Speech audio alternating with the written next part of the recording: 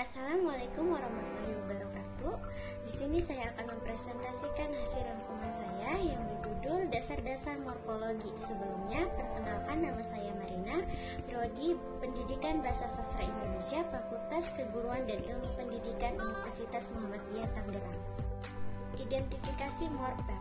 Morfem untuk menentukan apakah sebuah satuan gramatikal itu morfem atau bukan, kita perlu membandingkan satuan bentuk gramatikal tersebut di dalam kehadirannya dengan bentuk lain dalam ujian. Jika bentuk tersebut ternyata muncul secara berulang-ulang walaupun dalam bentuk lain, maka bentuk tersebut adalah sebuah morfem.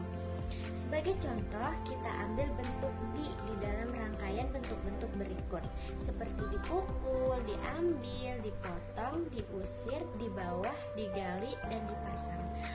Di atas dapat didesmentasikan sebagai satuan tersendiri dan juga mempunyai makna yang sama, yaitu menyatakan tindakan pasif. Seperti contoh, kita ambil bentuk di dalam rangkaian bentuk berikut.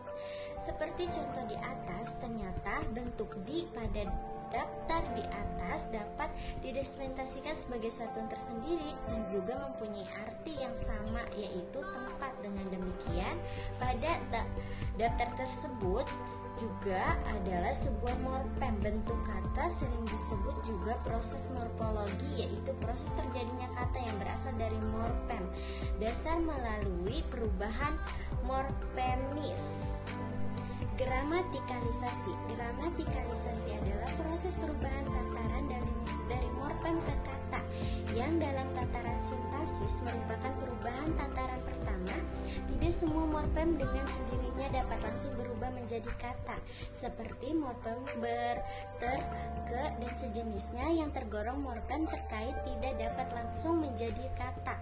Tampaknya hanya morfem bebas saja yang dapat melalui proses gramatikalisasi menjadi kata.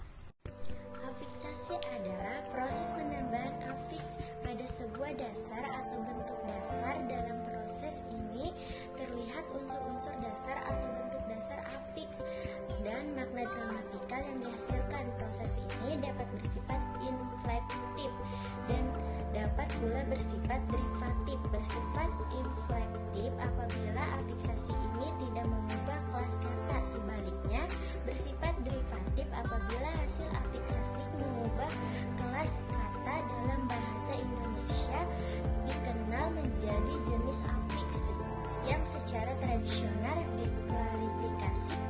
Di antaranya terdapat prefiks, infiks, sufiks, kombinasi afiks, dan konflik.